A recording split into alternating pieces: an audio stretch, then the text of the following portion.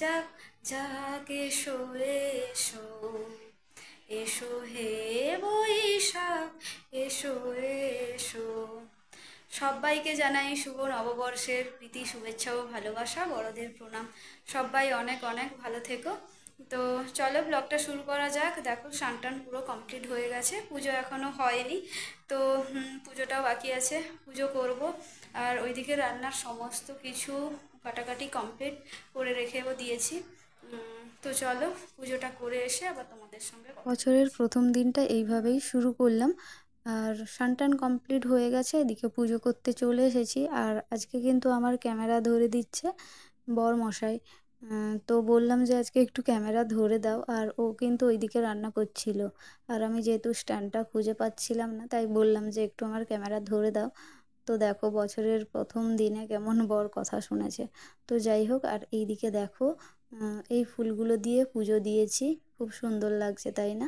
আর যেহেতু বছরের প্রথম দিন, তার জন্য একটু কর্পূরও জ্বালিয়ে দিয়েছি। আর আমার এখানে কি কি ঠাকুর আছে তোমরা তো সবাই দেখতে পুজো টুজো পেয়েছো। কমপ্লিট হয়ে গেছে।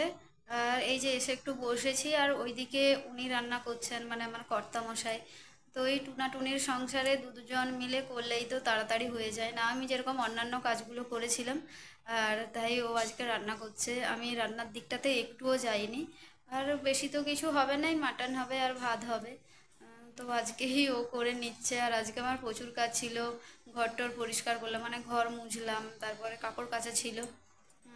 তো ও দেখে না কি করলো, আমি কাটাকাটিগুলো করে রাখছিলাম, আর ও এসে দেখলাম যে রান্না বসিয়ে দিয়েছে। তো দুজন মিলে তাড়াতাড়ি করলেই তো সবটাই হয়ে যায়। আর থাকি তো মাত্র দুজন, একটু কাজ না হয় দুজন ভাগাভাগি করেই করে নিলাম। তো যাই হোক, তো জেঠিমা পুজো করছিল, ওই যে পুজোর প্রসাদ দিয়ে গেছে। ফল, তরমুজ, এটা কি মৌসম্বি, আঙ্গুর, শশা, কমলা লেবু, আর এই যে মিষ্টি সৌভিকের খাওয়া হয়ে গেছে, দুটো মিষ্টি আরও আছে। আর এদিকে রান্না হচ্ছে মাটন। মাটন বরমশাই রান্না করছিল। রান্নাবান্না সমস্ত কিছু কমপ্লিট হয়ে গেছে, কিন্তু সমস্ত কিছু তো কমপ্লিট হয়ে গেছে, রান্না বান্না উনি করেছেন আজকে, তোমাদের তো বললাম। আর দেখো কি অবস্থা করে রেখেছে চারদিকে, দেখো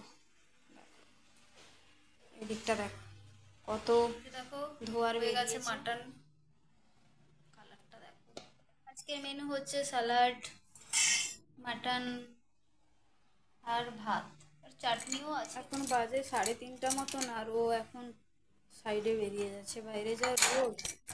আর বলে দিয়েছি আজকে কিন্তু নিয়ে যেতে হবে কোথাও, আজকে আর শুনবো না কিছু কথা। এই যে দেখ, ও তো বেরিয়ে গেল সাইডে। তো চলো একটু রেস্ট নিয়ে নিই।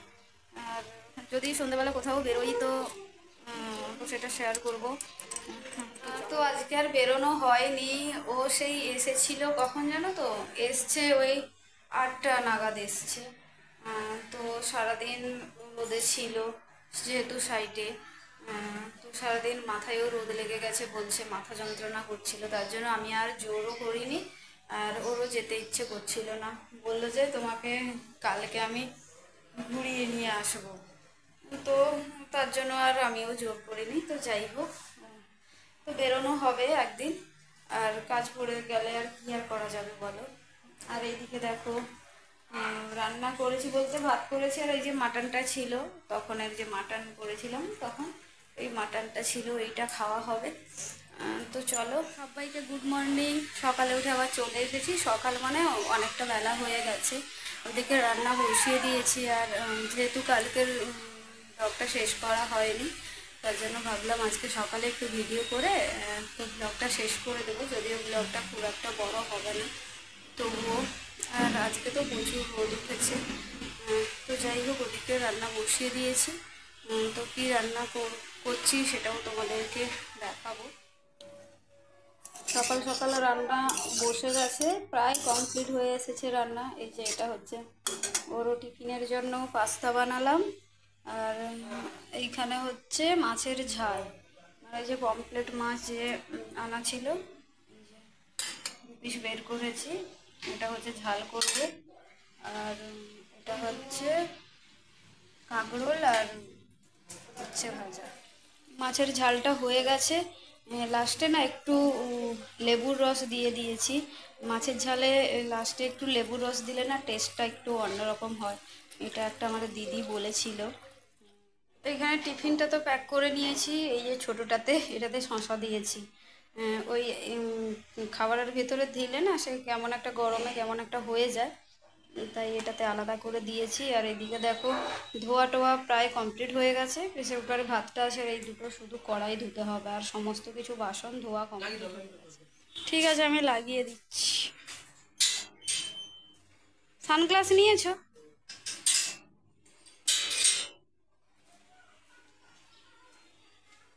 অফিস চলে গেল, বেরিয়ে গেল, আর এই টুকটাক কাজ আছে, স্নান বাকি আছে। তো এখন তো এই ট্যাঙ্কির জলে আর স্নান করা যাবে না, মানে 8টা না বাজতে বাজতেই জল একবারে গরম হয়ে যায়। তো এই রিজার্ভারে জল এলে পরে স্নান করবো, একবারে ঠান্ডা জল আসে। তো যাই হোক, আর এখন দেখো আজকে রোদটা দেখো কেমন, রোদটা কেমন উঠেছে দেখো।